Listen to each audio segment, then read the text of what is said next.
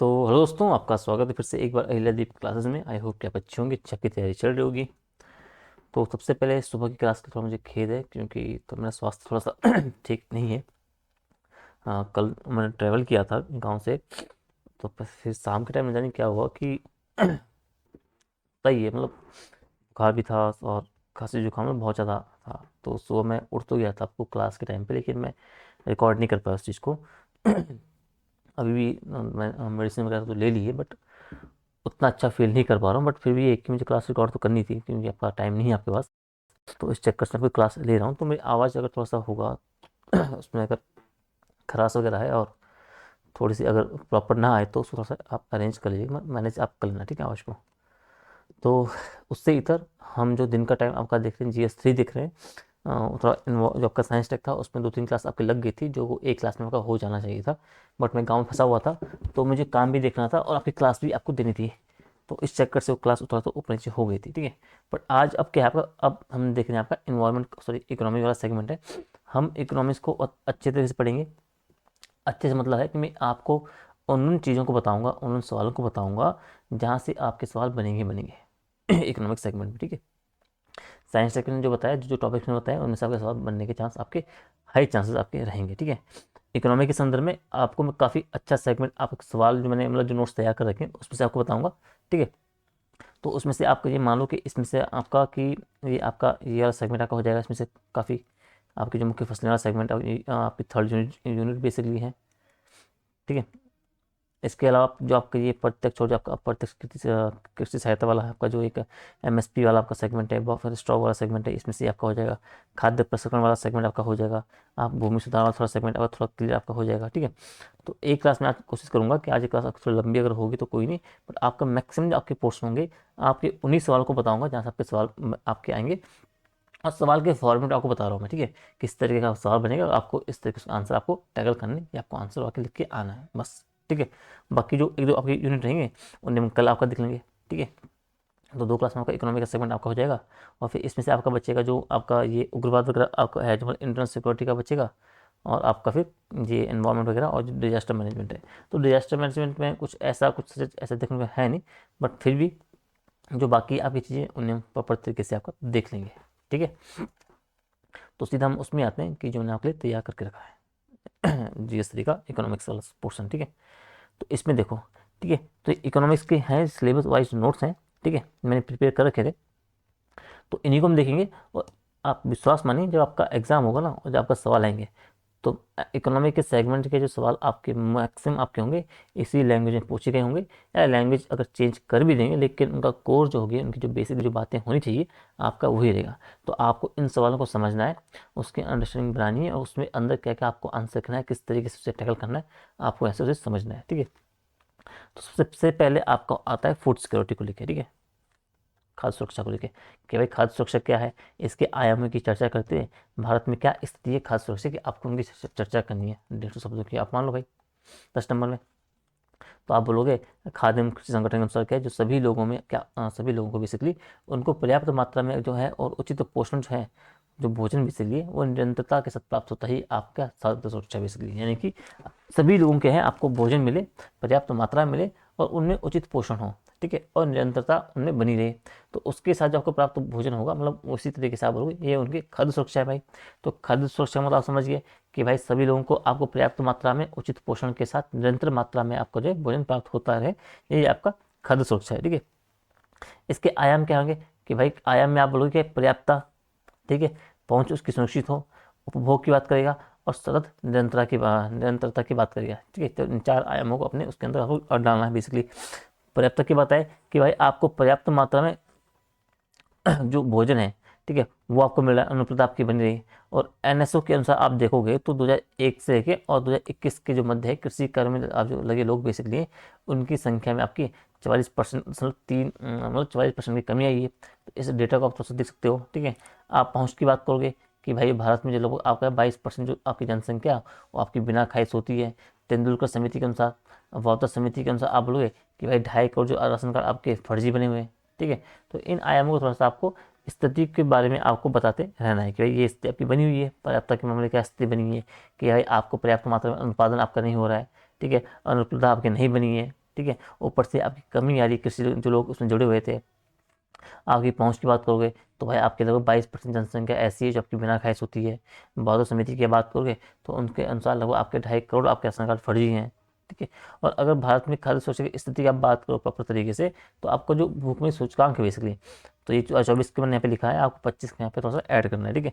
कि 2024 में भारत का स्थान क्या है, 105 जो आपका जो वैसे भूखमरी सूचकांक बना हुआ था।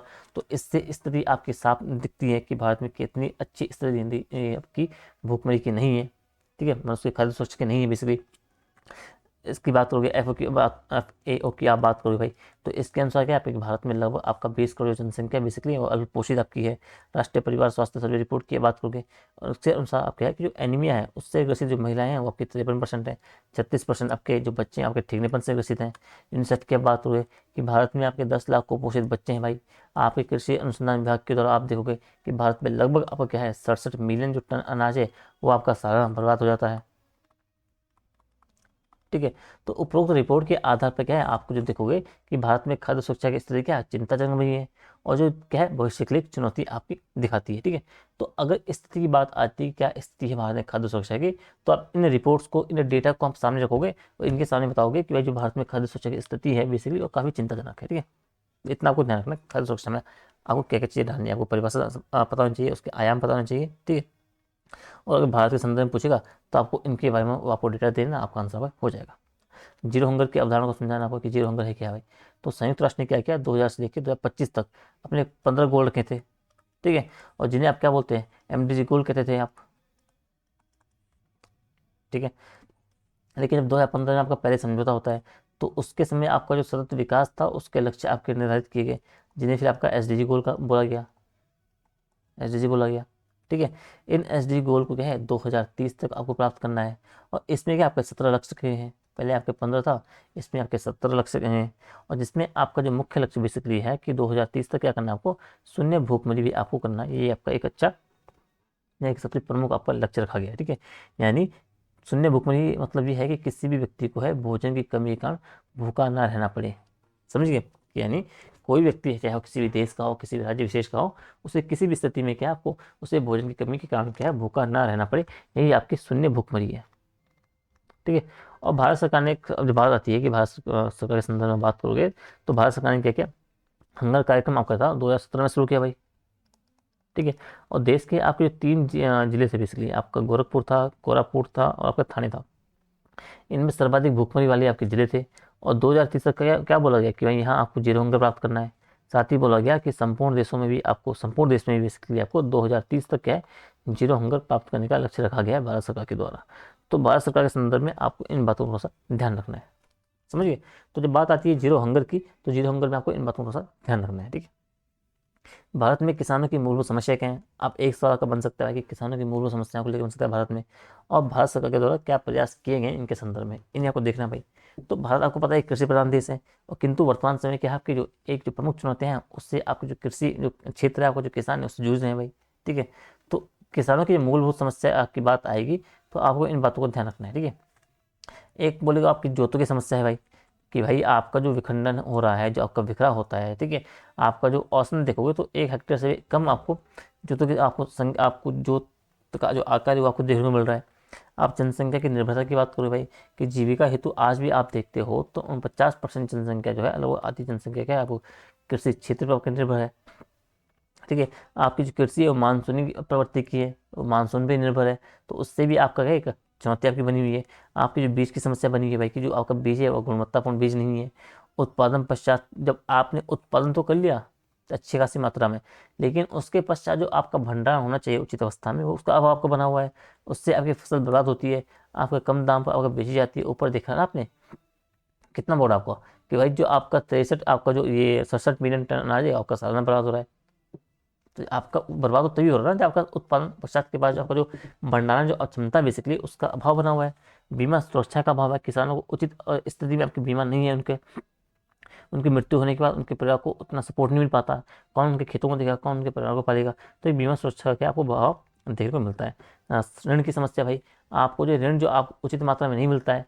जहाँ संस्थागत की बात उसमें कमी है, अगर गैर संस्थागत जो मिलता है आपको उसमें ब्याज अधिक मिलता है। संस्थागत की आप बात करोगे तो बहुत सारे आपको डॉक्यूमेंटेशन लगते हैं, बहुत एक लंबी प्रक्रिया है, ठीक है। तो मतलब बचते हैं किसान यहाँ से ऋण लेने के संदर्भ में। और गैर संस्थागत में जाओगे तो वहाँ आपको ब्याज अधिक देना पड़ता है, 10%, 15%, 20%, समझ लो। सड़क परिवहन की बात करो, साधन समस्या की बात करो, भाई सड़क परिवहन उच्च स्तर के नहीं है, जगह जगह खड्डे आपको मिलते हैं, आपकी साधन की समस्या बनी हुई है। मंडी की समस्या बनी पड़ती है, मंडी एक दूर आपको डिस्टेंस आपको देने को मिलता है, जहाँ पे किसानों तक वहाँ तक ढोना आपके जो किराया वगैरह वही उनमें ज़्यादा पड़ जाता है, ठीक है। तो मंडी की समस्या तो बनी हुई है, ठीक है। अब मान लो कि जो मंडी आप उत्तराखंड के संदर्भ में देख लो, मंडी क्या आपका देहरादून आपका रंजनपुर मंडी आपकी मिलती है, आपका एक कुमाऊं मिलती है, ठीक है। तो ऐसे टॉप की मंडियाँ नहीं है ना, आपको एक जगह जगह आपको मंडियाँ खोलनी पड़ेगी, प्रत्येक जिले में आप मंडी खोलो भाई, आप टिहरी में खोलो, देहरादून में खोलो, उत्तरकाशी में खोलो, ठीक है। हेडक्वार्टर स्तर पर आप मंडी खोलो, ब्लॉक स्तर पर आप मंडी खोलो, ठीक है। किसानों की जो बीमा और जो पेंशन का भाव हमने अभी देखा, क्या बीमा नहीं है, साथ ही उनका पेंशन का भाव है कि भाई जी एक उम्र के बाद क्या है, वो जब कृषि कार्य करने में सक्षम नहीं है तो उन्हें एक कृषि आपको जो एक पेंशन बेसिकली उसकी सहायता मिलनी चाहिए। आप जब बोलोगे कि भारत में जो कृषि कार्य है उसमें मशीनीकरण का अभाव जो है बहुत कम है, ठीक है। आप देखोगे तो 40% मशीन है, 60% श्रम बल आपको देखने को मिल रहा है, ठीक है। तो मशीनीकरण का क्या है, अच्छा का सब आपको जो अभाव बेसिकली वो आपको भारत में आपको देखने को मिलता है, ठीक है। अब सर आपने समस्याएं देख ली भाई, अब सरकार ने क्या समाधान किए इनके संदर्भ में, तो आप बताओगे कि जोतों की समस्या है तो सरकार ने आपके हदबंदी की, सहकारी कृषि आपको अपनाई है, संविदा कृषि के आपका कॉन्सेप्ट अपनाया है, भूमि अधिग्रहण अधिनियम आपका लाया गया, भूमि रिकॉर्ड का डिजिटलीकरण किया गया। इन 5-6 तरीकों को आपको बताना है किसमें, आपकी जोतों की समस्या को दूर करने के लिए।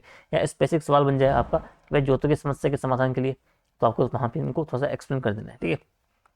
जनसंख्या की निर्भरता की बात करो कि जनसंख्या की निर्भरता है उसको कम करने के लिए क्या, आपको जो कृषि संलग्न आपके जो कार्य हैं, आपका पशुपालन हो गया, मत्स्य पालन हो गया, आपका मधुमक्खी पालन हो गया, वाणिज्यिक फसल हो गया, इन सब पे विशेष आपका ध्यान दिया जा रहा है। मानसूनी कृषि की बात है भाई, आपकी सिंचाई समस्या आपकी जो मानसूनी आपकी बनती है उसके लिए क्या आपको पीएम कृषि सिंचाई योजना आपकी लाई गई, आपका जो है हर खेत को पानी आपकी योजना लाई गई, आपका वन ड्रॉप मोर क्रॉप आपका योजना लाई गई। तो इनके माध्यम से आपको जो ये वाला चीज़ है इसको थोड़ा टैकल करने की कोशिश की जा रही है, समझ गए। बीज की समस्या की बात करें तो इसके लिए क्या है, 2015 में आपका बीज बैंक की स्थापना की गई है, बायो फोर्टिफाइड जो बीज है उनका निर्माण किया जा रहा है, समझिए। उत्पादन पश्चात की बात करें भाई कि भंडार गृहों का निर्माण किया गया है, शीत भंडार गृहों का निर्माण किया जा रहा है, खाद्य प्रसंस्करण को, फूड प्रोसेसिंग सेक्टर को बढ़ावा दिया जा रहा है, ठीक है, ताकि आपका अनाज जो है वो आपका अनाज बेसिकली आपका बर्बाद ना हो। बीमा की बात की जाए तो 1999 में आप बोलोगे कि राष्ट्रीय कृषि बीमा योजना आपकी लाई गई, आपका पीएम फसल बीमा योजना लाई गई। ऋण सुविधा की आप बात करोगे, किसान क्रेडिट कार्ड आपकी है उसकी शुरुआत की गई है, कृषि अवसंरचना कोष की स्थापना की गई है। सड़क में आओगे तो पीएम ग्राम सड़क योजना का आपको जो देखते हो, प्रधानमंत्री आपकी ग्राम सड़क योजना है, ठीक है। और आपका मंडी की बात करोगे तो ई नाम की शुरुआत की गई, संविदा कृषि को बढ़ावा दिया गया। बीमा पर पेंशन की बात करोगे तो 2018 में क्या आपका जो पीएम किसान सम्मान निधि योजना आपकी हो गई, पीएम किसान आपकी जो मानधन योजना हो गई, इनका आप उल्लेख कर सकते हो समाधान के रूप में, ठीक है। तो जब आपका भारत सवाल आएगा कि भारत में कृषि की क्या मूलभूत समस्या है और समाधान को आपको इस तरीके से टैकल करना है, समझ गए, ठीक है। अगला है कि जो राष्ट्रीय खाद्य सुरक्षा अधिनियम 2013, इसको थोड़ा आपको ध्यान देना है कि इसमें क्या इंपॉर्टेंट बातें बोली गई है, ठीक है।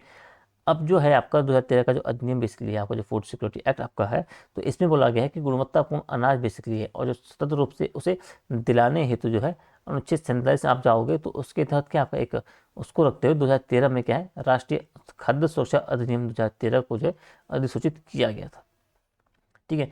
तो आपको जो गुणवत्तापूर्ण अनाज मिले, स्वतंत्र रूप से मिले, उसके लिए क्या आपका 2013 में आपका जो राष्ट्रीय खाद्य सुरक्षा अधिनियम बेसिकली उसको अधिसूचित किया गया। अब उसमें इन बातों की उल्लेख किया गया है कि भाई कि जो भारत का आपका लगभग आपका जो है इसमें 82 करोड़ जो लोग बेसिकली वो आपके शामिल हैं, इसमें आपके बीपीएल वाले हैं, एपीएल वाले हैं, अंत्योदय वाले हैं, ठीक है। तो कुल 82 करोड़ लोग हैं इसमें आपके शामिल हैं भाई।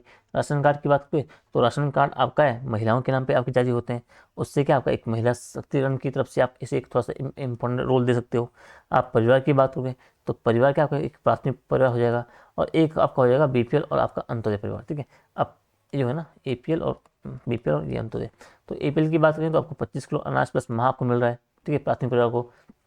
एपीएल की बात नहीं कर रहा हूँ, प्राथमिक परिवार की बात में कर रहा हूँ, ठीक है। बीपीएल और जो अंत्योदय आपका परिवार है वहाँ आपको 35 किलो आपका अनाज है आपको प्रति माह मिल रहा है।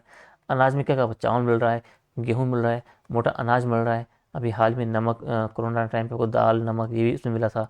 शुरू शुरू में केरोसिन मिलता था, चीनी मिलती थी, अब शायद अब तो थोड़ा खैर बंद हो गया है, ठीक है। और मोटा अनाज आपका है उसे विशेष ध्यान दिया जा रहा है उत्तराखंड के संदर्भ में, ठीक है। आगे देखते हैं, एक मिनट। ठीक है, तो आपने देखा क्या कि कितने लोग इसमें शामिल हैं। अगर हम बात कर रहे हैं कि खाद्य सुरक्षा अधिनियम 2013 की, राशन कार्ड की बात की, परिवार की बात की, अनाज की बात की। अब इसमें देखो कि जिस समय आप जिस समय बेसिकली जब सरकार है अनाज देने में असक्षम रहेगी, मतलब वो इस स्थिति में नहीं है कि वो अनाज दे पाए, तो सरकार क्या करेगी, सरकार नगद जो क्षतिपूर्ति बेसिकली वो क्या है उन लोगों को देगी। जिला शिकायत एक निवारण तंत्र की स्थापना करेगी।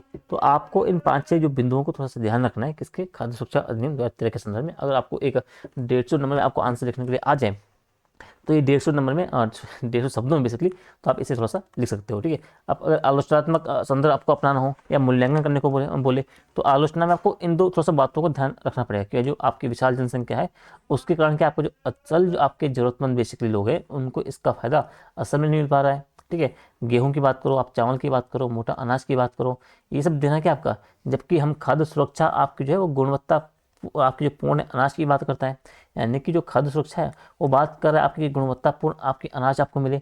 लेकिन आप दे क्या रहे हो, आप गेहूं दे रहे हो, चावल और मोटा अनाज से दे रहे हो, बाकी चीज़ें क्या आपके हो उनका आप अभाव इसमें देखने को मिल रहा है। तो आलोचना के संदर्भ में आप इन बातों को थोड़ा सा उसमें ध्यान रख सकते हो। ठीक है, आप बोलोगे कि भाई 1,80,000 करोड़ क्या है सरकार खर्च करती है इसमें, सब्सिडी देती है, सब्सिडी वगैरह पे, तो इससे क्या आपका जो राजकोषीय घाटा बेसिकली वो आपका बढ़ता जाता है सरकार का। तो इसे आप एक आलोचना के संदर्भ में आप बोल सकते हो। अगर मूल्यांकन की बात आए कि इसका आपको मूल्यांकन करना है अधिनियम का, तो आप बोलोगे कि एक अल्पकालिक सुधार है भाई, गरीबों को तब तक दें जब तक कि आपके वो सक्षम ना बन जाए। ठीक है, उनका आपको कौशल विकास करना है, उनको आपको दीर्घकालिक के लिए आपको उनके कृषि सुधार बेसिकली करना है, ताकि उन्हें सरकार पे डिपेंड ना होना पड़े। ठीक है, किसी और पे डिपेंड ना होना पड़े, वो खुद ही इतने सक्षम बन जाएं कि अपनी ज़रूरतों को इतना इनकम कर पाएँ। ठीक है, तो इन सब तरीके से आप मूल्यांकन का जो एक पहलू है इसे इसमें ऐड कर सकते हो। ठीक है, तो खाद्य सुरक्षा में आपको इन बातों को ध्यान रखना है। खाद्य सुरक्षा आपकी बेसिकली आवश्यक क्यों है, ठीक है, और सरकार द्वारा खाद्य सुरक्षा हेतु जो आपके कदम है उनकी आपको चर्चा करनी है कि कौन कौन से कदम सरकार के द्वारा उठाए गए हैं। तो आप बोलोगे कि भाई अपने नागरिकों के जो उचित स्वास्थ्य आपका हो गया, सुरक्षा आपका हो गया और पोषण हो गया, इसके लिए एक कल्याणकारी राज्य होने के नाते क्या है, आपको जो सरकार है उसका एक नैतिक दायित्व है कि नागरिकों की बेसिकली जो खाद्य सुरक्षा है उसको आपको सुनिश्चित करना है। ठीक है, अब भारत की हम बात करेंगे, भारत क्या आपका एक कल्याणकारी राज्य है, और जब आप एक कल्याणकारी राज्य की आप एक स्थापना आपने कर रखी है, आप उसकी भूमिका निभा रहे हो, तो आपका एक ऐसा दायित्व बनेगा कि आपके जो नागरिक है उनका आप कल्याण करो। तो कल्याण के संदर्भ में आप उन्हें उचित स्वास्थ्य दोगे, उचित सुरक्षा दोगे, उचित पोषण दोगे। ठीक है, और इसीलिए कि आपका खाद्य सुरक्षा करना आपका नागरिक में एक सुनिश्चित आपका काम आपका बनता है। ठीक है, अब निम्न अन्य कारणों से भी आप देखोगे तो वर्तमान में खाद्य सुरक्षा आपकी महत्वपूर्ण हो जाती है। क्यों, एक तो बड़ी जनसंख्या भाई, कुपोषण की समस्या आपकी बनी हुई है, कृषि उत्पाद पर आपकी जो अत्यधिक निर्भरता है बेसिकली उसके कारण आपका हो गया, आपकी जो बदलती उपभोग प्रवृत्तियां हैं उसके कारण आप देख लो। ठीक है, इसके अलावा हम बात करेंगे कि भाई आपका जो जलवायु परिवर्तन की हम बात करेंगे, आपका जल का जो बढ़ता अभाव बेसिकली है, आपका जो भारत में कृषि जोत का आपका जो आकार छोटा हो रहा है, आपकी जो बढ़ती हुई प्राकृतिक आपदा हैं, तो इन सब जो आपकी वर्तमान जो आपकी चुनौतियां बेसिकली आप बोल सकते हो, इसके कारण भी क्या है आपका जो वर्तमान में आप देखते हो, तो ये आपकी फूड सिक्योरिटी बेसिकली खाद्य सुरक्षा है आपका सबसे इंपॉर्टेंट पहलू आपका हो जाता है। ठीक है, अब साथ में आप ऐड करो कि भाई आपको जो सतत विकास लक्ष्य आपका है, तो लक्ष्य नंबर आपको जो 2 है बेसिकली उसमें आपका क्या है कि 2030 तक आपको भूखमरी को समाप्त करना है भाई। ठीक है, आप खाद्य सुरक्षा की बात करोगे, आप बेहतर पोषण की बात करोगे, इनको हासिल करने की बात करोगे, और साथ ही आपकी सतत कृषि है उसको भी बढ़ावा देने के संदर्भ में आपकी इसकी इंपॉर्टेंस आपकी बनी हुई है, किसकी, फूड सिक्योरिटी की। तो इसे आपको इस तरीके से आप थोड़ा सा टैकल कर सकते हो अपने आंसर को। अब सरकारी कदम की बात कर रहा है कि सरकार ने क्या कदम उठाए भाई ताकि आपको जो फूड सिक्योरिटी आपकी बनी रहे उसके लिए।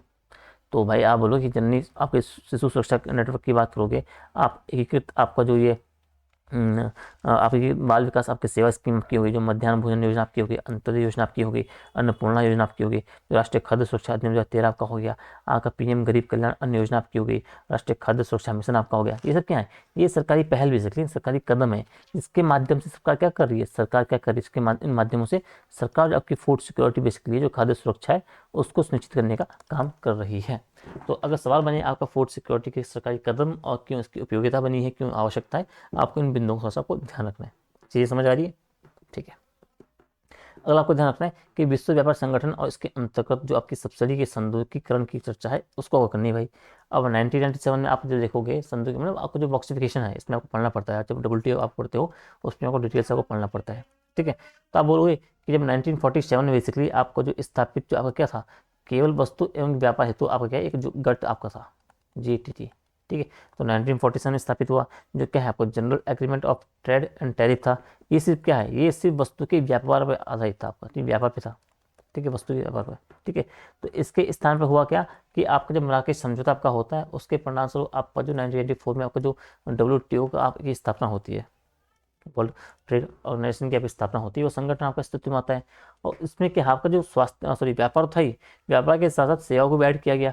अब आप इसमें आपका सेवा प्लस व्यापार दोनों को शामिल किया गया। अब इसका प्रमुख कार्य क्या था, आपको जो व्यापार आपका था उनकी व्यापार सहमतियों को लागू करना था, व्यापार विवादों का आपको समाधान करना था, व्यापारिक जो भेदभाव है उसको प्रतिबंधित करना था, व्यापार नियमों को निर्धारण आदि इनमें शामिल है भाई। अब विश्व व्यापार संगठन की हम बात करते हैं, और विकासशील आपका हो गया और जो विकसित देश हो गए बेसिकली, उनके लिए सब्सिडी के संदर्भीकरण की व्यवस्था की गई है, ठीक है। अब इसमें आप देखोगे जब संदर्भीकरण की हम बात करते हैं तो आपको 4 प्रकार की इसमें सब्सिडी आपको देखने को मिलती है, ठीक है। उन 4 सब्सिडियों को आपको देखना पड़ता है। पहली सब्सिडी आपकी आती है ग्रीन बॉक्स सब्सिडी, ठीक है। अब इसका मतलब ये है कि जो ग्रीन मतलब आपके आपके हरियाली यानी कि कृषि क्षेत्र। तो कृषि क्षेत्र में अगर आप अनुसंधान कर रहे हो, अगर आप विकास कर रहे हो, उस पर आप खर्च कर रहे हो, आप अवसंरचना उस सेक्टर में बना रहे हो, उस पर आप खर्च कर रहे हो, आप कीटनाशक ला रहे हो, उस पर आप खर्च कर रहे हो, सिंचाई व्यवस्था कर रहे हो, उस पर खर्च कर रहे हो। यानी ये बोलेगा कि कोई भी जो देश बेसिकली होगा वो अपने जो देश के अंदर कृषि क्षेत्र में अनुसंधान विकास अवसंरचना कीटनाशक इन संबंध चीज़ों पर काम कर रहा है, तो वो क्या है, कितनी भी सब्सिडी अपने किसानों को, अपने नागरिक बेसिकली हैं उनको दे सकता है। तो इसके है, इसमें कोई क्या है आपकी व्यापार में विकृति पैदा नहीं होगी, समझो। तो ग्रीन बॉक्सेस आपकी सब्सिडी है, उसमें आप देखोगे कि आपकी सब्सिडी की कोई लिमिट नहीं है, समझ गए। अगला ये बोल रहा है कि आपका जो ब्लू बॉक्स सब्सिडी है भाई, इसमें क्या आपका कि यहाँ आप देखोगे कि यहाँ उत्पादन में क्या है, यहाँ उत्पादन में आपका जो है सब्सिडी में क्या है,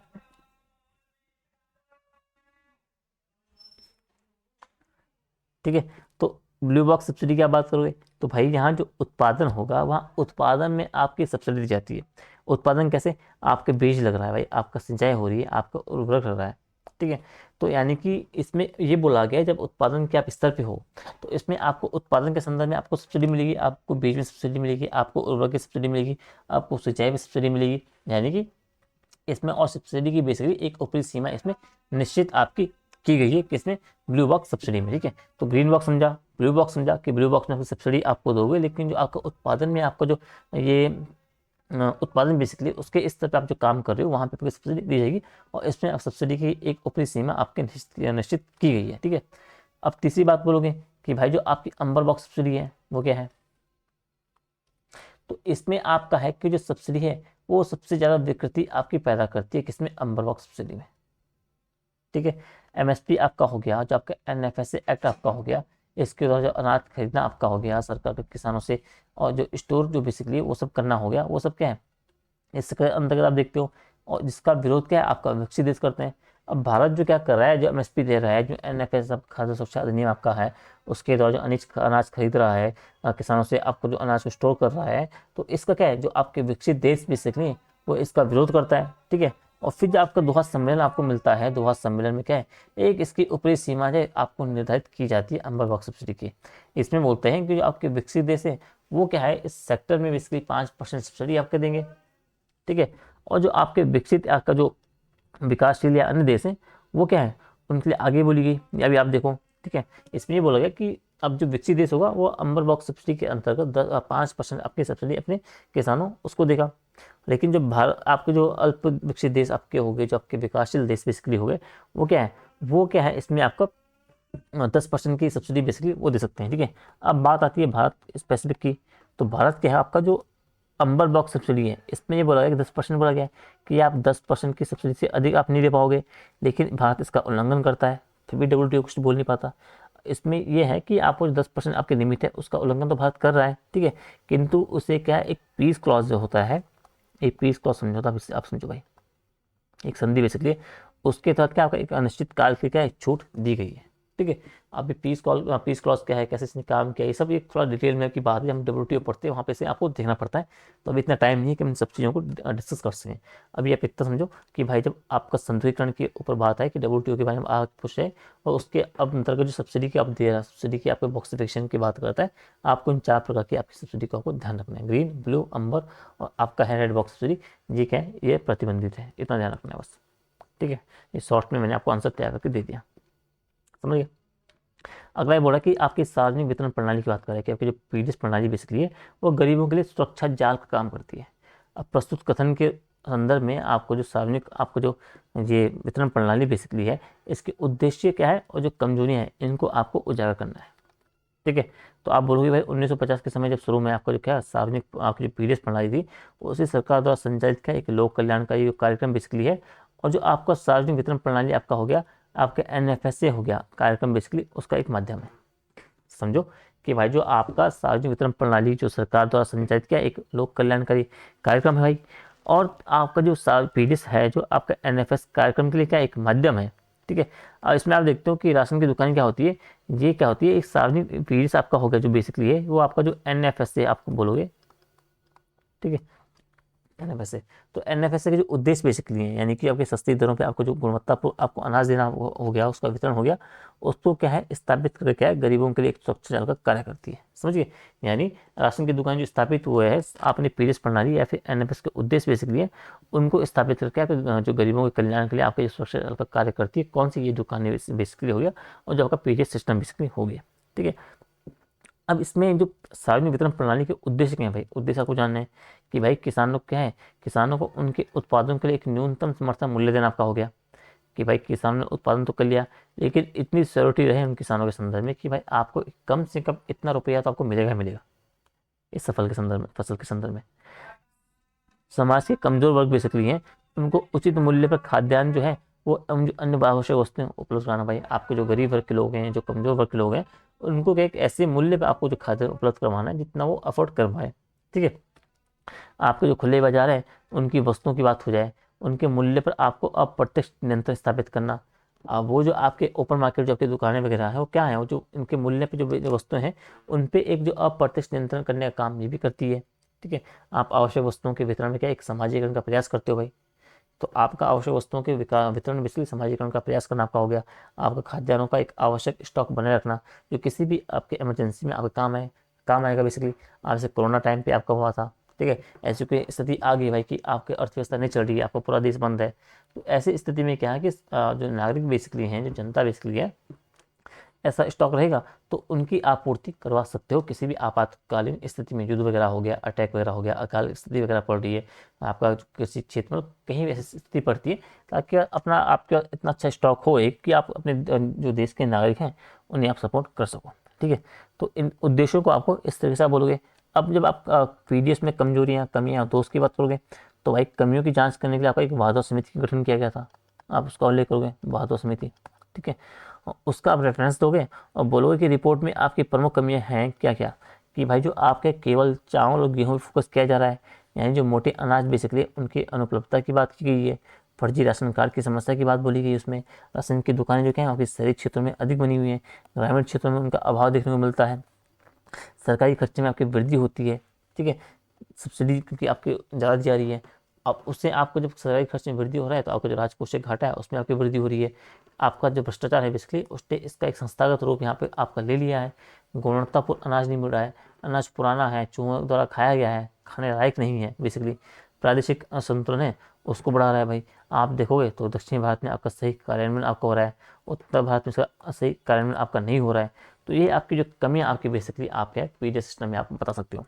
तो अगर पीडीएस सिस्टम की बात आई कि सार्वजनिक वितरण प्रणाली में क्या उद्देश्य नहीं हो क्या कमी है, तो कमी में आप इन बातों का ध्यान आप रखोगे इनका आप उल्लेख करोगे। समझ गए। अगर आप बोलोगे कि भाई जो पीडीएस सिस्टम बेसिकली है उसमें सुधार है तो आपको क्या है सरकार द्वारा क्या है जो उठाए गए कदमों की आपको चर्चा करनी है और पीडीएस प्रणाली को प्रभावी बनाने के लिए उपाय सुझाने। तो इसमें दो पॉइंट है दो सेगमेंट है, पहला है कि सरकार ने क्या कदम उठाए और अगला आपको ध्यान रखना कि आप कौन से उपाय सुझाओगे।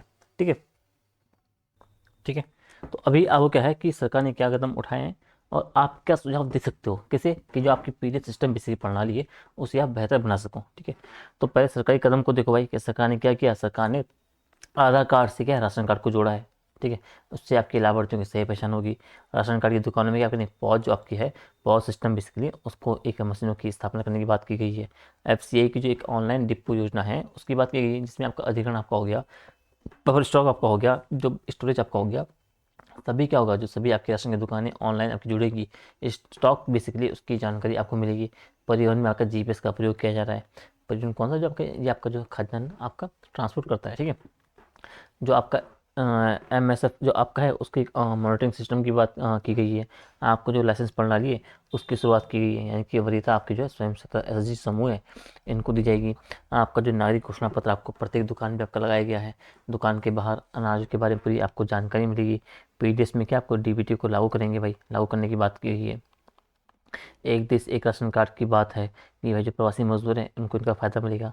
एकीकृत आपके जो प्रबंधन आपके सार्वजनिक वितरण प्रणाली है, आपका जो इंटीग्रेटेड आपका जो आपका है 19-20 की आप उसकी बात करोगे, उसमें आपका राशन कार्ड का डिजिटलीकरण आपका हो रहा है। आपका जो एंड टू एंड आपको जो ऑनलाइन चीज़ें आपकी की जा रही है, ऑनलाइन शिकायत एक तंत्र आपका स्थापित किया जा रहा है, निवारण तंत्र बेसिकली। ठीक है, तो इन सबको आप प्रयास के रूप में आप बताओगे सरकार ने क्या आपके प्रयास किए गए।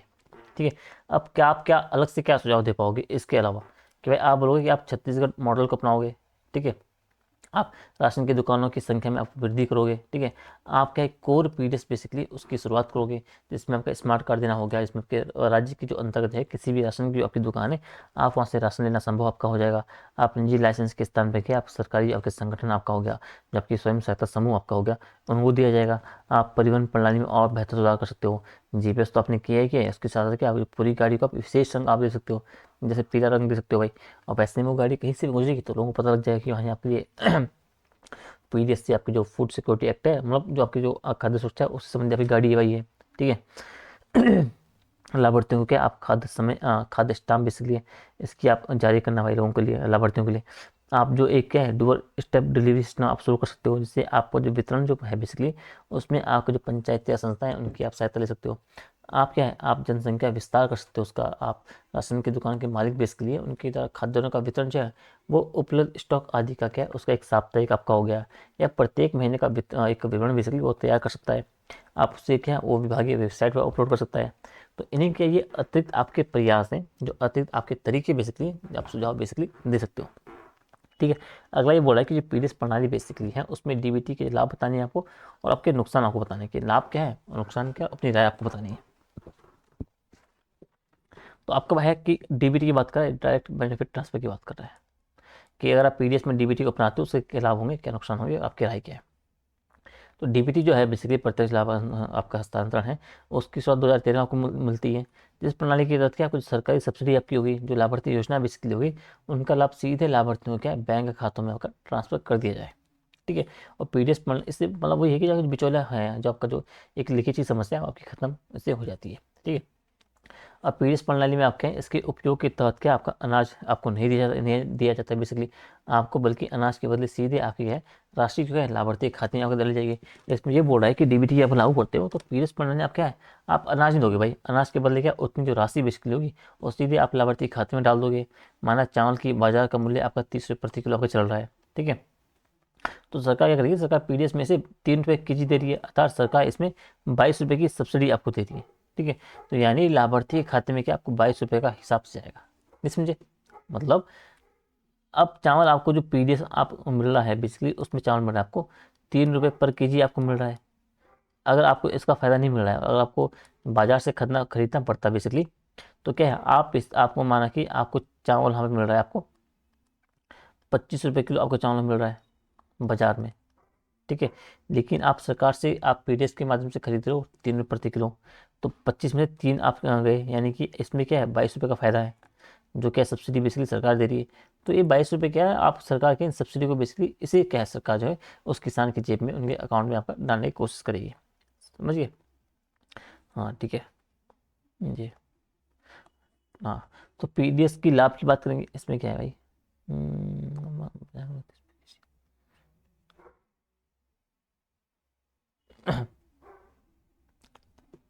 ठीक है, हाँ PDS की सब्सिडी के आपको लाभ बताने के लाभ क्या है भाई, कि आपका एक मध्यस्थता आपका जो बिचौलिया वाली चीज़ था जो लीकेज की समस्या थी वो समाप्त होगी।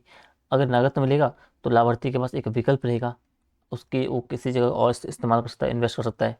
1 रुपये का अनाज बांटने पर क्या है सरकार को 3.5 रुपये की जो आपके रख रखाव की लागत आती है, आपके जो DBT के माध्यम से ये आपका 3.5 रुपये की आपकी बचत होगी। यानी कि जो सरकार के है PDS में आपको जो अनाज खरीदता है, स्टोर रखता है, ट्रांसफ़र करता है, उन सभी को लेके, यानी वो अगर 1 रुपये का अनाज बांट रहा है बेसिकली जनता को, तो उस 1 रुपये के संदर्भ में उन्हें 3.5 रुपये खर्च करने पड़ते हैं उसे खरीदने से लेके सेविंग तक बांटने तक। तो ये 3.5 रुपये की आपकी जो बचत है ये आपकी सीधा सीधा आपकी हो जाएगी। ठीक है। चुनौती क्या है भाई, पीडीएस में अगर डीबीटी तुम लागू करते हो उससे क्या चुनौती होगी भाई, जो अगर आप देखोगे तो परिवार की जो महिला सदस्य बेसिकली होती है और जो बच्चे होते हैं उन पे इसका नेगेटिव इम्पैक्ट पड़ेगा। क्योंकि नगद राशि क्या है आपकी, जो धन का अधिग्रहण जो आपका है उसका प्रयोग पुरुष द्वारा होता है भाई।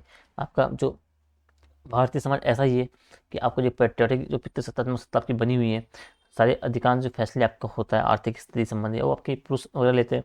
तो ऐसे में अगर आप पैसे कैश उनके अकाउंट में डाल दो, मतलब राशि उनके अकाउंट में डाल दो, तो उनका जो एक सत्तात्मकता आप बोलो कि सारा कंट्रोल आपके पुरुषों के पास रहेगा, मेल के पास रहेगा। जो परिवार की महिला और जो आपके अन्य आपके बच्चे वगैरह हैं उन पर एक नेगेटिव इम्पैक्ट पड़ेगा। ठीक है।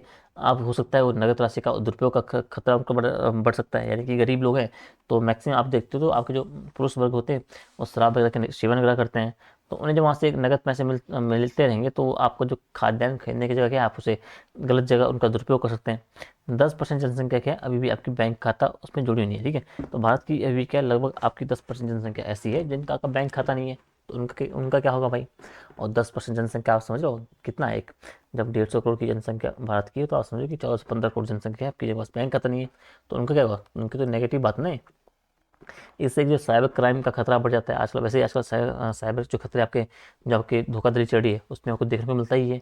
आप जो किसान है उसके अनाज को लेकर चुनौती बन जाएगी भाई। जो किसान इतना अनाज उगा रहा है वो कहाँ डालेगा फिर उस अनाज का आप क्या करोगे, समझो। तो कहने का मतलब चैलेंजेस भी आपका क्या है काफ़ी सारे आपको इसमें देखने को मिलते हैं। ठीक है।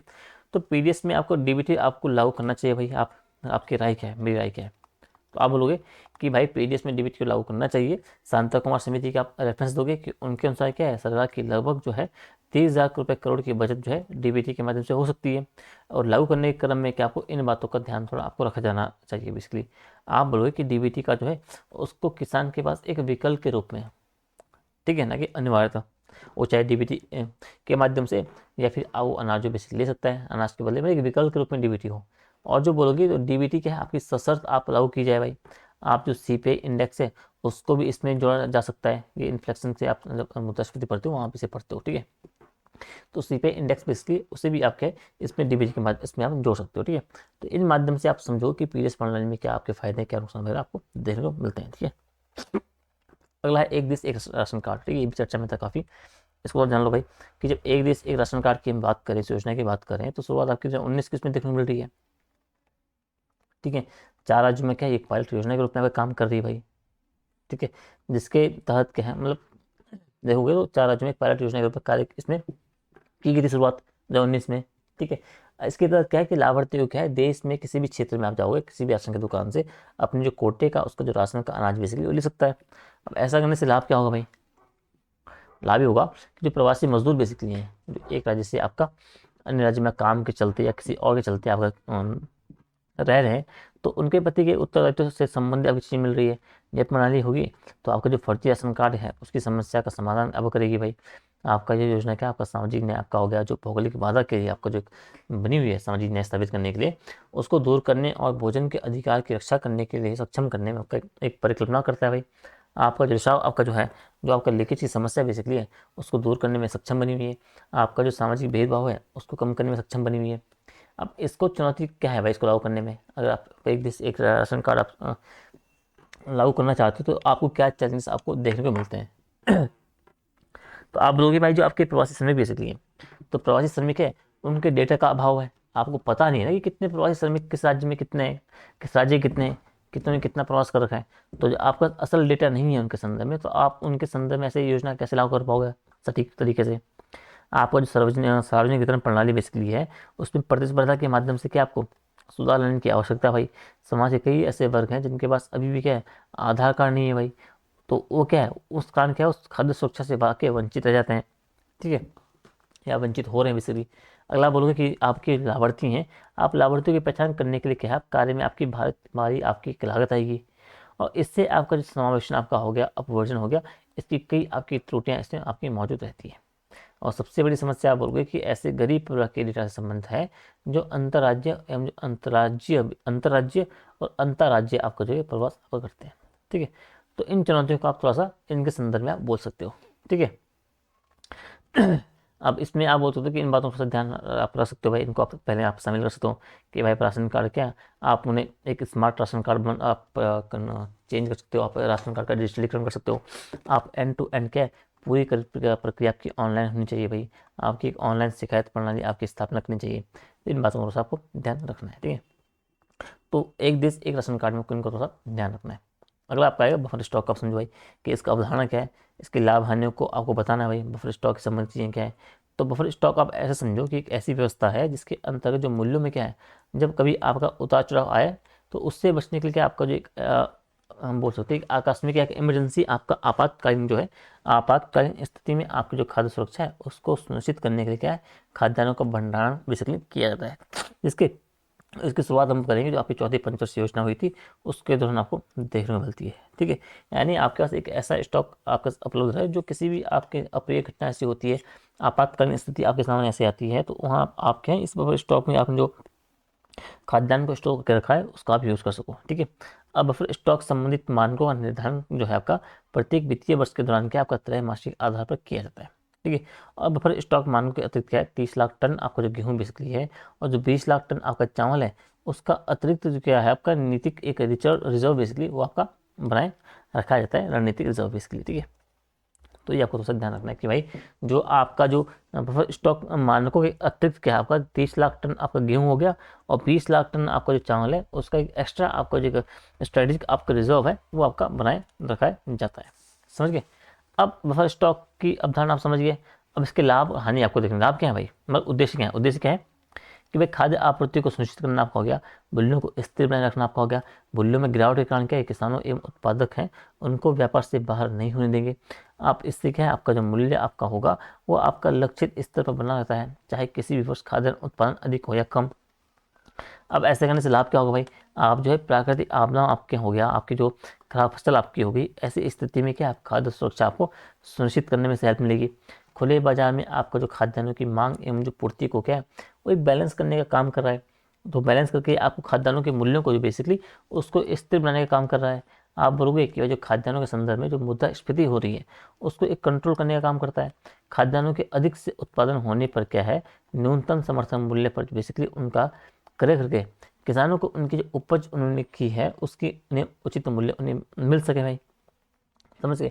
और आप बोलोगे जो कम उत्पादन हो रहा है तो उनका जो निर्गमन कर बेसिकली उपभोक्ताओं को उचित मूल्य पर क्या है आपको खाद्यान्न उपलब्ध करा करके है उनके हितों की आपको रक्षा करनी होती है, ठीक है। अब हानि क्या भाई, तो सरकार की जो एक भंडारण लागत है उसमें आपकी वृद्धि हो रही है। आप देखो ना 1 रुपये के अनाज में आपको 3.5 रुपये खर्च करने पड़े हैं रख रखाव में ही, बड़ी मात्रा में खाद्यान्न के रख रखाव की आपके उसमें व्यय में अधिक खर्च की बात कर रहा है। ये देखो बफर स्टॉक की बात करोगे तो उसे बनाए रखने के लिए खुले बाजारों में खाद्यान्नों की कमी हो सकती है, जिससे खाद्यान्नों की कीमतों में आपकी वृद्धि हो सकती है। उपयुक्त और जो आधुनिक आपके जो सीड स्टोरेज बेसिकली हैं उनकी भंडारण बेसिकली उनकी जो कमी है उससे भी आप क्या है खाद्यान्न आपकी बर्बादी हो रही है, ठीक है।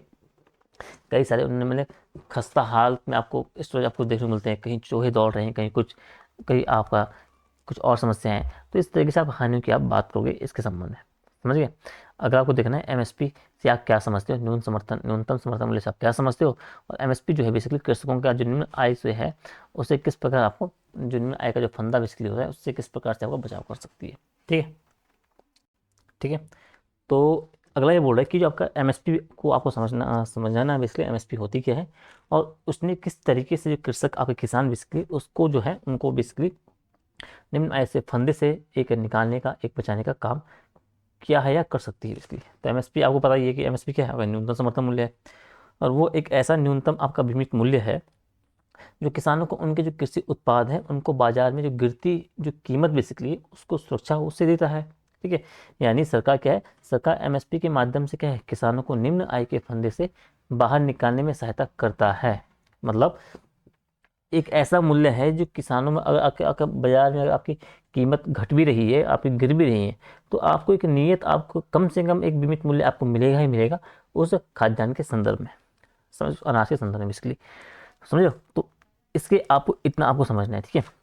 अब इसकी घोषणा कैसे होती है भाई, इसके एमएसपी की घोषणा क्या है, जब आपकी फसल होती है तो फसल बुआई से पहले आपकी सरकार करती है, ठीक है, और साल में 2 बार आपका ऐसा होता है, ठीक है।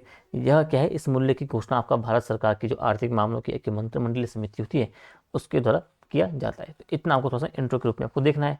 अब न्यूनतम समर्थन मूल्य है किसानों को निम्न तरह से फायदा पहुंचाता है, किस तरीके से उन्हें फायदा दे रहा है बेसिकली। एक तो उनकी आय स्थिरता का काम कर रहा है भाई, ठीक है, यानी किसानों को क्या है, एक आय की स्थिरता प्रदान करता है। किसानों को पता है कि भाई हमें एक न्यूनतम इतना पैसा तो मिलेगा ही मिलेगा इस अनाज के संदर्भ में, अब चाहे बाजार में कैसी भी स्थिति हो।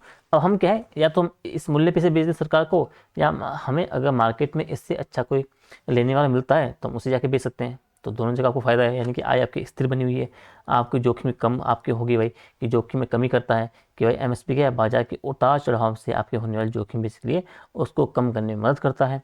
लागत कवरेज की बात करो भाई, एमएसपी क्या है, किसानों की फसल की लागत को कवर करने का काम करता है, ठीक है। अगला क्या बोलोगे कि भाई आपकी आर्थिक सुरक्षा की बात करोगे, कि भाई जो किसानों को बेसिकली एक आर्थिक सुरक्षा प्रदान करने का काम कौन करता है, आपका एमएसपी करती है। उत्पादन प्रोत्साहन की बात करो भाई, एमएसपी क्या है, किसानों को उत्पादन बढ़ाने हेतु प्रोत्साहन करने का काम करता है।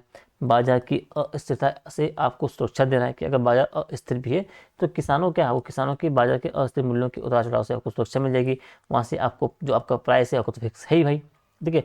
और साथ ही आपको किसानों की आय वृद्धि में भी आपको एक सपोर्ट का काम करता है कौन, एमएसपी, ठीक है। तो न्यूनतम समर्थित मूल्य को बेसिकली एमएसपी को आपको देखना है कि किसानों को आर्थिक सुरक्षा प्रदान करके क्या है, किसानों को निम्न आय के फंदे से आपको एक सुरक्षा प्रदान करने का काम करता है, ठीक है। तो एमएसपी को आपको समझना है इस तरीके से, और जनरल आपको 8-10 पॉइंट आपको बता देना है कि किस तरीके से उन्हें फायदा दे रहा है बेसिकली, ठीक है। अब एमएसपी के गुण क्या है और दोष क्या है उनको बताइए भाई। अब एमएसपी आपकी बात करोगे तो कृषि में तकनीक को बढ़ावा देते ही है, ठीक है, या फिर गुण हो गया, ठीक है। यानी हरित क्रांति के समय आप देखोगे तो उच्च तकनीकी बीज आपके पास आए थे, जैविक उर्वरक की बात हो, सिंचाई की तकनीक की बात हो, तो कहने का मतलब है एमएसपी जो कि आप क्या है, कृषि में एक तकनीक को बढ़ावा देता है, ठीक है। सरकार क्या है, आवश्यकता अनुसार फसल प्रतिरूप में जो है परिवर्तन कर सकती है। इसके तहत आप क्या है, यह एक बीमित मूल्य है भाई, जो किसानों को जोखिमों से आपको रक्षा करती है। आप बोलोगे कि एक सामाजिक न्याय क्या है, ये आपको स्थापित करता है, ये व्यापार की शर्तों को ऊंचा रखता है। एमएसपी क्या है, आपको जो कृषिगत उत्पाद हैं उनके बाजार मूल्य को स्थिर रखने में आपकी सहायता आपकी भूमिका निभाता है, ठीक है। तो गुण में आपको इन बातों को ध्यान रखना है, ठीक है। अब एमएसपी की दोस्त की बात आती है भाई, कि एमएसपी जो है सिर्फ क्या है आपका एक 22+1 फसल की है, यानी कि 22 फसल आपका हो गया प्लस एक यानी कि गन्ना आपका हो गया, ठीक है, उस पर दी जाती है। जबकि आप देखोगे तो भारत में क्या है, लगभग 400 प्रकार की किस्में की फसलें आपकी उगाई जा रही है, समझ लो। यानी क्या इसका जो आपका हाँ चीज़ों आपकी बेसिक इसमें जो फसल शामिल है वो बहुत कम है, सिर्फ 22+1 आपकी फसल देखने को मिल रही है, जबकि भारत में आपकी कुल 400+ फसलें आपको उगाई जा रही है। आप बोलोगे कि एमएसपी की जानकारी के मामले में आप देखोगे तो लगभग 35 से 40% किसानों को जो है एमएसपी की सही जानकारी नहीं है। यानी जो आप किसान वर्ग के लोग आपके हैं, उन किसानों को 100 में से लगभग 40 किसान आपके हैं जिन्हें एमएसपी की जानकारी नहीं है अच्छी तरीके से। एमएसपी का आप लाभ देखोगे तो इनका लाभ क्या है, जो केवल आपके बड़े किसान होते हैं उनको प्राप्त हो रहा है। जबकि आप देखोगे तो भारत में छोटे और जो सीमांत किसान हैं उनको उतना नहीं मिल रहा है, ठीक है। तो सीमांत किसानों को आप देखोगे तो ये आपके छोटे और सीमांत किसान हैं, वो आपका लगभग 86% के पास उनकी मतलब उनकी जनसंख्या है, उनका भाग है। लगभग सिर्फ 14 से 15% आपके कौन से बड़े किसान हैं, उन्हीं को मैक्सिमम फायदा मिल रहा है। तो जिन्हें असल में फ़ायदा मिलना चाहिए छोटे और सीमांत किसानों को, उन्हें फ़ायदा नहीं मिल रहा है।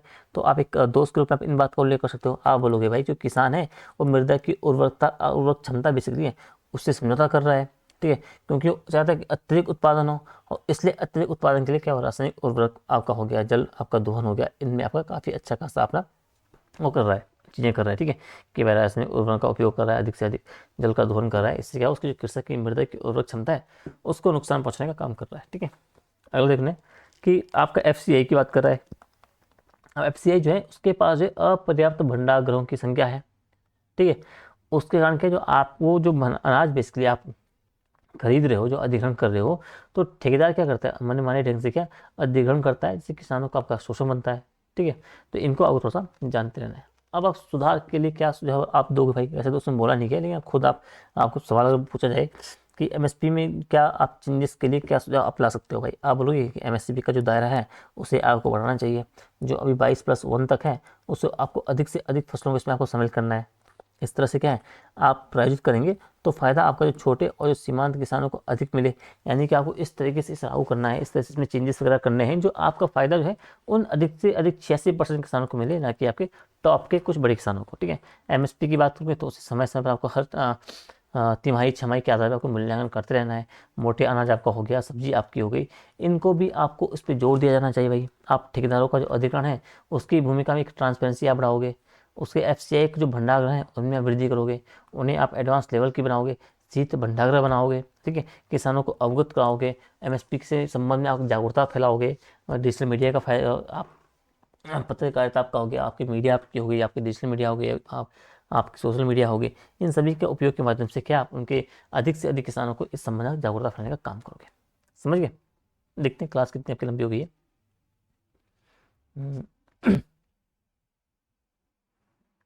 50 मिनट की हुई है, इसे थोड़ा सा और पढ़ते हैं हम, 1.5 घंटे का कम थोड़ा सा देखते हैं, ठीक है।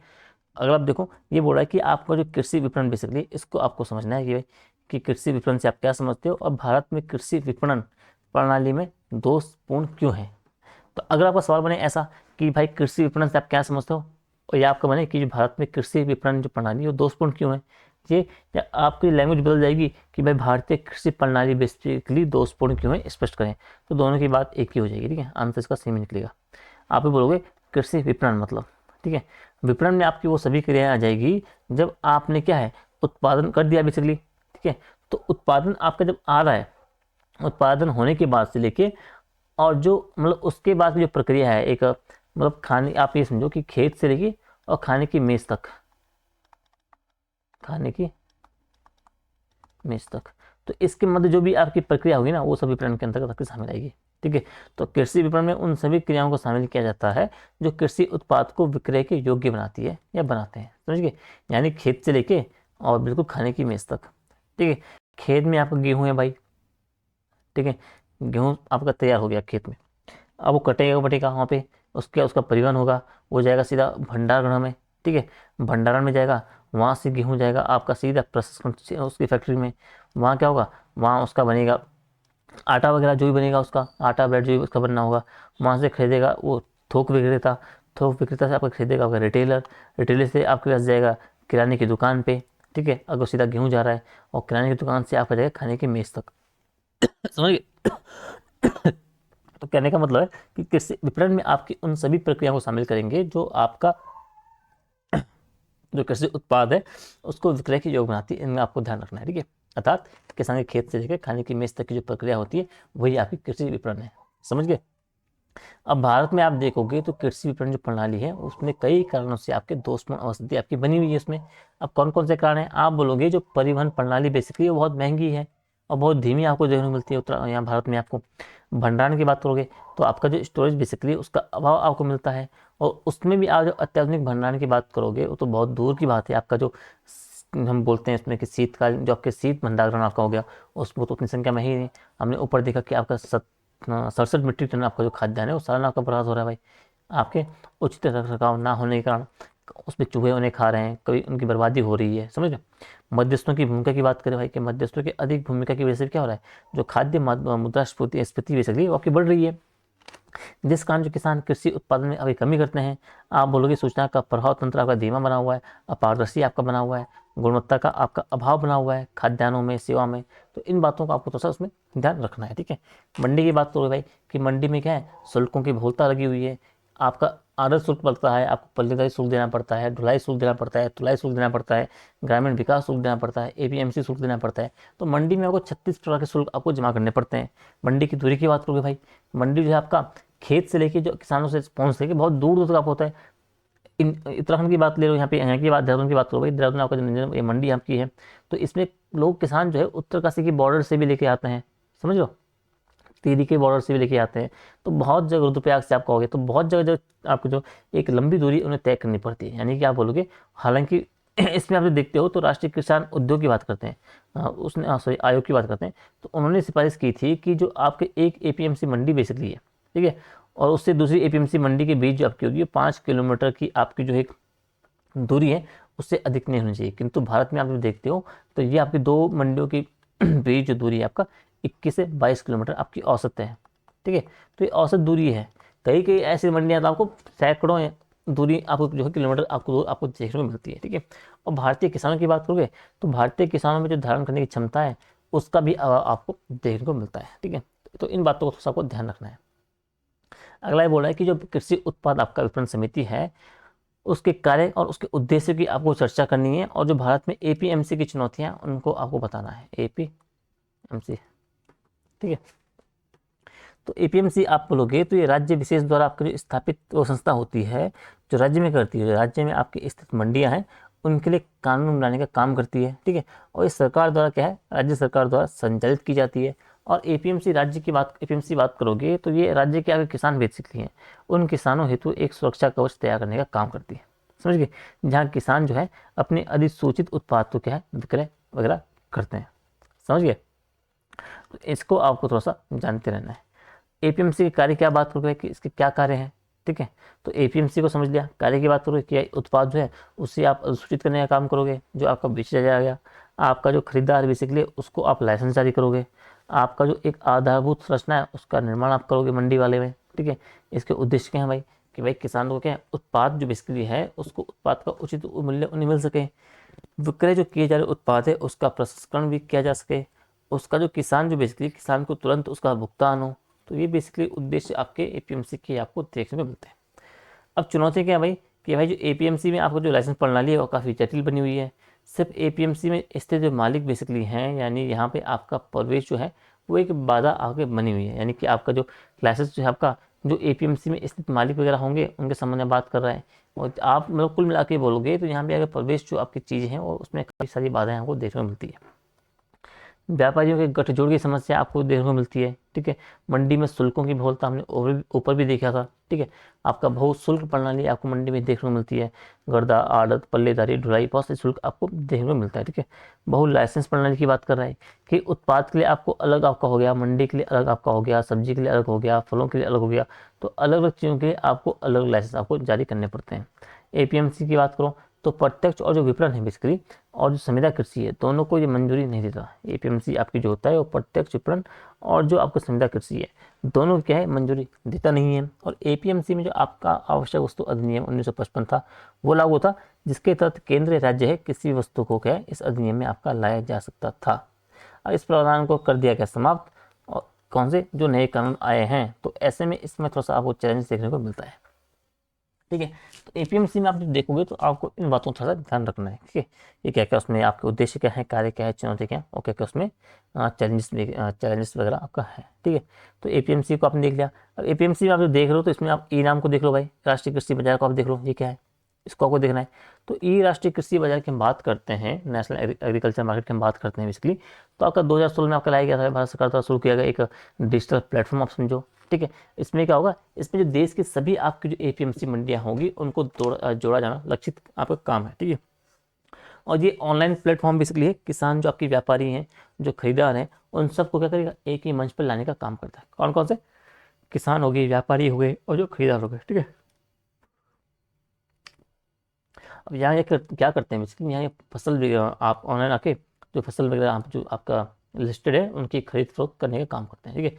और किसी भी राज्य को आगे है ई नाम से जुड़ने अगर है जुड़ना वगैरह है तो उसलिए उन्हें अपनी एपीएमसी में 3 संशोधन करने होंगे। अगर किसी राज्य को ई नाम में जुड़ना है, आपका एक राष्ट्रीय आपका पोर्टल है, तो उसके लिए प्रत्येक राज्य की आपकी एपीएमसी मंडियाँ होगी, उसमें 3 संशोधन करने होंगे। पहला कि भाई आपको अपनी मंडियों में एकल शुल्क प्रणाली लागू करनी पड़ेगी, आपको एकल लाइसेंस प्रणाली लागू करनी पड़ेगी, एकल शुल्क एकल लाइसेंस, और व्यापारी को क्या ऑनलाइन क्रय विक्रय की अनुमति मिलनी चाहिए। तो ये तीन कार्यक्रम 3 तरीके मतलब 3 संशोधन बेसिकली आपको करवाने पड़ेंगे, ठीक है। उसके बाद आप जुड़ पाओगे, ठीक है। फिर आप जुड़ पाओगे और जब एपीएमसी आप जुड़ गए तो जुड़ने के बाद क्या है, किसानों के पास आपके 2 विकल्प रहेंगे। यानी मैं आपको उत्तराखंड का किसान हूँ, माना मेरा नाम एक्स है, ठीक है। अब मैं ई नाम से जुड़ गया भाई, ठीक है, अभी जुड़ गया। अब यहाँ पे जुड़ने के बाद मेरे पास 2 ऑप्शन है। मैं अपना गेहूँ लेके गया, मेरे पास 100 किलो गेहूँ है, यहाँ पे मैंने यहाँ पे कर दिया भाई कि 100 किलो गेहूँ मेरे नाम से जो कुछ भी है डिटेल डाल दी। अब इसमें जुड़ने के बाद में 2 विकल्प होंगे, या तो मैं अपने अनाज को क्या करूँगा इस एपीएमसी में जाकर बेच दूंगा, ठीक है, आड़त व्यापारियों के पास, ठीक है, या मेरे पास आप करेगा ई नाम का विकल्प आप करेगा, ठीक है। तो किसान के पास 2 विकल्प होने चाहिए, आप या फिर अपने एपीएमसी राज्य के एपीएमसी मंडी में जाओ, राज्य की एपीएमसी मंडी में जाओ, या फिर जो ई नाम में आप जाकर वहाँ भी अपना जो विकल्प ई नाम का है वो आपका बना रहेगा, वहाँ भी अपने अनाज को बेच सकते हो, ठीक है।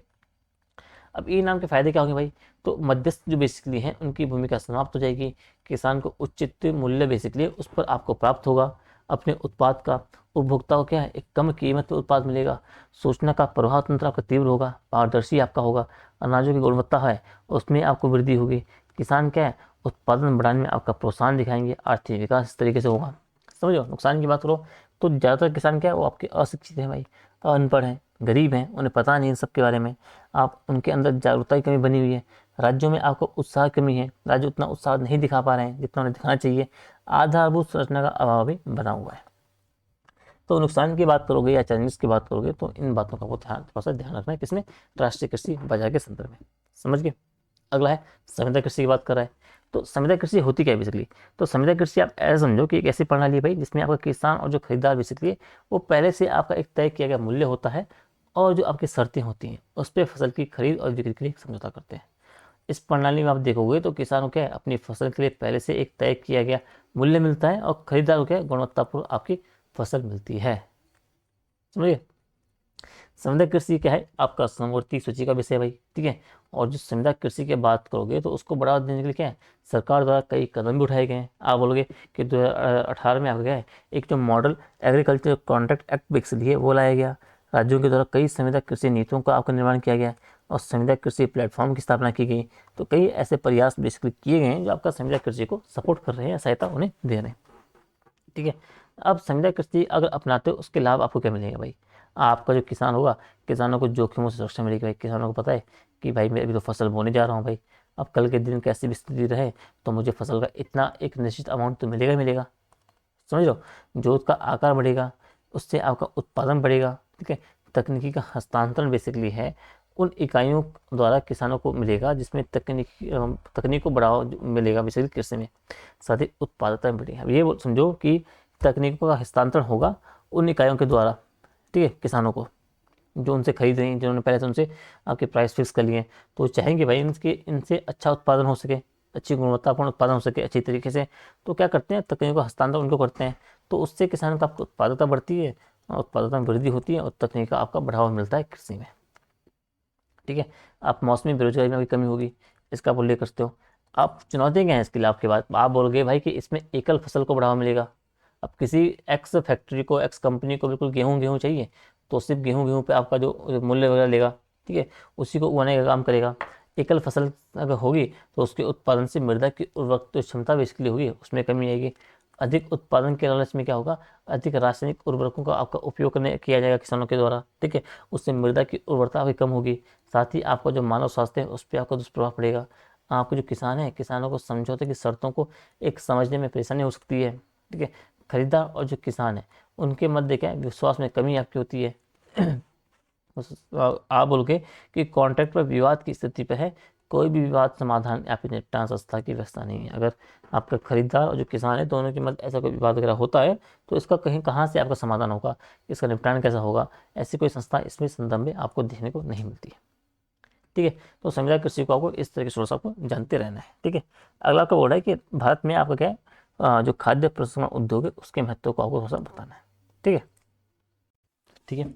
तो अगला है कि भारत में आपको जो फूड सिक्योरिटी नहीं, आपका जो फूड प्रोसेसिंग आपका जो इंडस्ट्री है उसका आपको महत्व बताना है इसके लिए, ठीक है।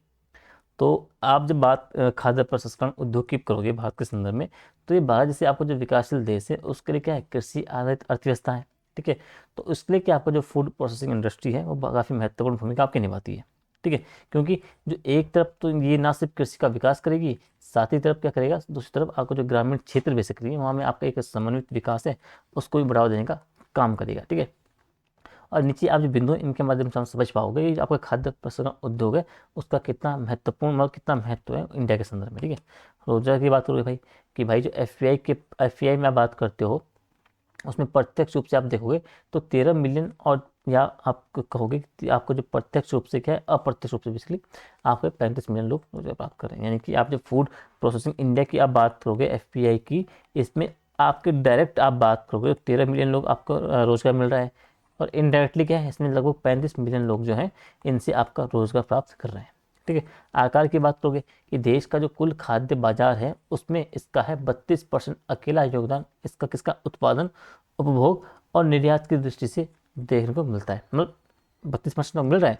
और जो आपका उत्पादन की बात करोगे, आप उपभोग की बात करोगे और निर्यात की बात करोगे, तो वहाँ पे दृष्टि से भारत का ये पांचवा आपका सबसे बड़ा उद्योग है। ठीक है, देश के कुल निर्यात में क्या है, इसका लगभग 14% का योगदान है।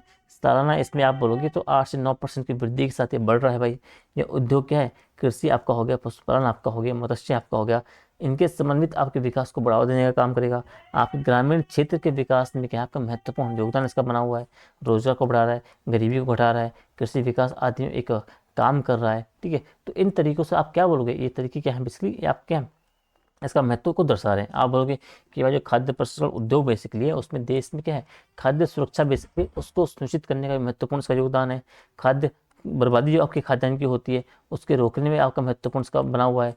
10 से 12% आपका अनाज हो गया, और 30 से 32% आपका जो फल और सब्जियां बेसिकली है वो आपका अच्छे रखरखाव में आपके बर्बाद हो जाती है। ठीक है, तो अगर भारत की आप बात करोगे तो वहाँ पे क्या है, जब अच्छा रखरखाव नहीं है, स्टोरेज वगैरह नहीं है, तो उसमें आपका 12% अनाज आपका हो गया, 30 से 32 33% आपके फल और सब्जियां आपका सालाना बर्बाद हो रही है। तो उस बर्बादी को क्या है, बेसिकली आपका एफपीआई के माध्यम से आप रोक सकते हो। ठीक है, औद्योगिक निवेश में भी आपका ये क्षेत्र काफ़ी अच्छा बना हुआ है, लगभग 10% की भागीदारी ये आपके रखता है। ठीक है, इसमें कृषि के वाणिज्यीकरण की बात करो, आप कृषि के विविधीकरण की बात करो, उसमें भी आपकी सहायकता भूमिका आपका निभा रहा है, यानी कि किसानों की आय बढ़ाने में इसकी महत्वपूर्ण भूमिका आपकी बनी हुई है, किसकी, खाद्य प्रसंस्करण उद्योग की। ठीक है, तो ये आपने देख लिया। अब आगे आप देखो भाई कि जो खाद्य प्रसंस्करण है क्या, दोबारा आप देखो, और भारत में इसके भविष्य क्या हो सकता है, उसकी संभावना क्या है, आपको इसे थोड़ा सा देखना है। अब खाद्य प्रसंस्करण आप समझो कि एक ऐसी प्रक्रिया होगी जिसमें प्राथमिक उत्पाद जो होगा वो क्या होगा, जैसे आप कृषि उत्पाद, आपका पशु उत्पाद आपका आ गया, दूध वगैरह आपका आ गया। ठीक है, तो उनके गुणों में बेसिकली परिवर्तन करके क्या उसके जो मूल्य बढ़ा दिया जाए, उसकी अवधि या जीवन काल दोनों में वृद्धि हो जाती है। ठीक है, तो खाद्य प्रसंस्करण आप ऐसी प्रक्रिया समझो जिसमें प्राथमिक उत्पाद का क्या है, उसके गुणों में परिवर्तित करके उसका एक मूल्य बढ़ जाता है, और उसका जो जीवन अवधि बेसिकली उसके दोनों में वृद्धि हो जाती है। जैसे आलू से आपने चिप्स बना दिया भाई, ठीक है, तो उसकी जो लाइफ होगी वो भी बढ़ जाएगी, उसका जो प्राइस होगा उसका बन जाएगा। अब जहाँ 20 रुपये का 1 किलो आलू मिल रहा था, अब 20 रुपये का उससे भी आपका एक पैकेट लेज आपका आ रहा है भाई, और उस लेज में आपके 8 से 10 आपके चिप्स बने हुए हैं। उस आलू से ऐसे क्या है, आपके 5 से 7 आपके चिप्स ऐसे बन रहे हैं, समझो। तो कहने का मतलब है उनका आपको जो प्राइस में आपका प्राइस में वृद्धि की, और उसके जीवन काल में आपने वृद्धि कर दी खाद्य प्रसंस्करण के माध्यम से। ठीक है, अब ये बोल रहा है कि जो खाद्य प्रसंस्करण के आप चाहते हो कि इसमें अगर बेहतर भविष्य आपका हो, तो उसके लिए आपके दो आवश्यक पक्ष होते हैं, एक होता है पूर्ति पक्ष और एक है मांग पक्ष। कि पूर्ति कौन करवा रहा है और मांग जो आपकी कौन आपका डिमांड कर रहा है। पूर्ति पक्ष की बात करोगे तो उसमें क्या करना पड़ेगा भाई, तो उसमें आप देखोगे तो श्रम बल की बात करोगे भाई, कि ये आपका जो उद्योग है ये आपका श्रम आधारित उद्योग है, और भारत आपका एक तो श्रम प्रधान देश है। कहने का मतलब ये है कि आप बेहतर आप भविष्य दिखाना चाहते हो कि भारत में किस संदर्भ में जो आपका एफपीआई खाद्य प्रसंस्करण बेसिकली है उसका बेहतर भविष्य बना हुआ है। ठीक है, तो आप पहले समझाओगे कि जो आपका फूड प्रोसेसिंग से आपको जो इंडस्ट्री होती है उसके दो सेक्टर आपको चाहिए भाई, एक को आप पूर्ति पक्ष बोलोगे, एक को मांग पक्ष बोलोगे। ये होनी बहुत आवश्यक है। पूर्ति पक्ष में आप बोलोगे कि भाई अगर आप पूर्ति करवानी तो आपको श्रम बल चाहिए, क्योंकि श्रम बल ये आधारित आपका उद्योग बना हुआ है। अब इसकी पूर्ति आप देखोगे तो भारत तो भाई 150 मिलियन आपकी जो आप मिलियन है, 150 करोड़ आपकी जनसंख्या है, तो भारत जो कि आपका श्रम प्रधान देश है, तो आपके यहाँ से सपोर्ट में आपका बना हुआ है, पॉजिटिव आपका देखने को मिल रहा है, सस्ता श्रम आपको मिल रहा है, समझो। कच्चा माल की बात करोगे, इसमें आपको कृषि उत्पाद चाहिए और पशु उत्पाद आपको चाहिए। कृषि उत्पाद में दूध, मांस, आपका मत्स्य ये जो चाहिए। इसमें क्या बोल गया कि दूध में आप बोलोगे कि विश्व का जो 20% आपका दूध उत्पादन अकेले भारत में हो रहा है। मांस के उसमें आपको चौथे नंबर पे है भाई, तो इस दृष्टि से भी आपका महत्व का बना हुआ है, अच्छी स्थिति में है। पशु उत्पाद में आपने दिखा दिया है, ठीक है, ये वाला। कृषि उत्पाद में आप दिखाओगे, खाद्यान्न और बागवानी का बताओगे। खाद्यान्न आप बोलोगे कि लगभग 300 मीट्रिक टन आपका खाद्यान्न उत्पादन आपका सालाना बर्बाद हो रहा है, तो आप फूड प्रोसेसिंग में आप उसे यूज़ कर सकते हो। लगभग आप बागवानी की बात करोगे तो 340 मीट्रिक टन का उत्पादन आपका हो रहा है। तो खा बागवानी मतलब पशु उत्पाद, कृषि उत्पाद के संदर्भ में भी आप बोलोगे, कच्चे माल के संदर्भ में बोलोगे, तो अच्छी स्थिति में आपको देखने को भारत मिलता है। फल सब्जी के उत्पादन में भी आपका जो भारत है सेकंड स्थान पे है, तो यानी कि कच्चे माल की आपकी चुनौती नहीं है, उसमें आपको अच्छी स्थिति में आपको देखने को मिल रहा है। तो इस वजह से आपको जो एक अच्छी अवस्था, आपको जो है अच्छा एक मौका, अच्छा भविष्य आपको इस संदर्भ में आपको देखने को मिल रहा है। जलवायु की बात करो भाई, अब भारत में क्या सदा निरंतर नदियाँ आपकी बहती है। विश्व की 60 प्रकार की मिट्टियों के जो प्रकार हैं उसमें से 46 प्रकार की मिट्टी है और भारत में पाई जाती है, तो जलवायु विभाग इसके अनुकूल है। पूंजी की आप बात करोगे भाई, तो मेगा फूड पार्क में क्या है, सरकार द्वारा 50 करोड़ की सहायता दी जा रही है। ऋण भी आपका है उसमें कम ब्याज पर आसानी से आपका मिल रहा है, नाबार्ड बैंक वगैरह से।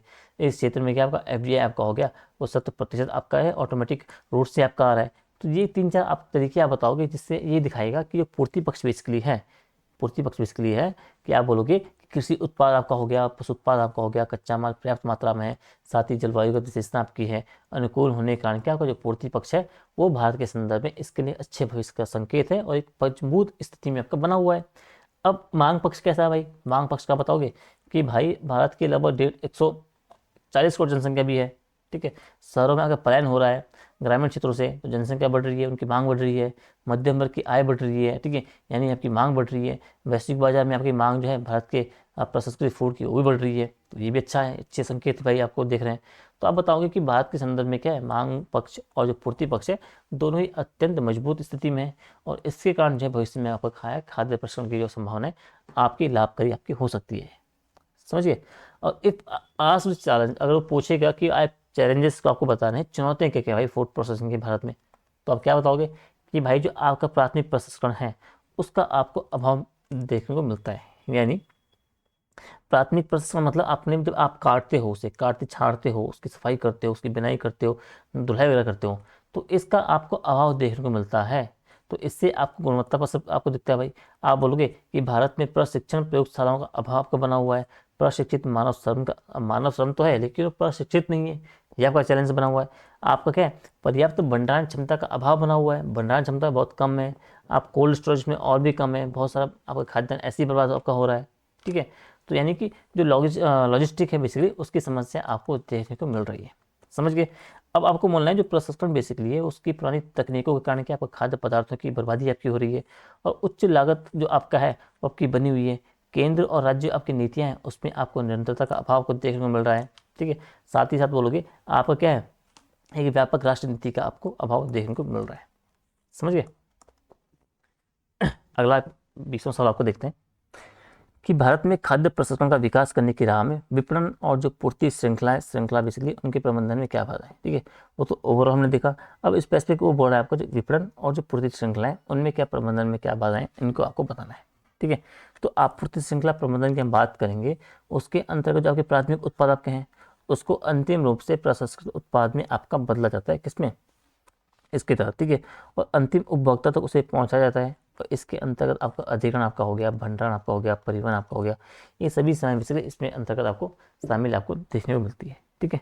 खेत की बात की, खेत से या परिवहन आपका हुआ, भंडारण आपका हुआ, प्रसंस्करण इकाई के पास हुआ, पैकेजिंग आपका हुआ, परिवहन फिर से हुआ, थोक विक्रेता के पास गया, रिटेलर के पास गया और खाने की मेज पे आपके उपभोक्ता के पास चले गया, समझिए। तो इस चेन को आपको थोड़ा समझना है भाई। अब आपूर्ति श्रृंखला आपकी यही होती है, समझिए, कि भाई जो आपका प्राथमिक उत्पाद है उसको क्या है, उसको अंतिम रूप से प्रसंस्कृत उत्पाद में बदला जाता है और अंतिम उपभोक्ता तक क्या उसे पहुंचाया जाता है जी, ठीक है।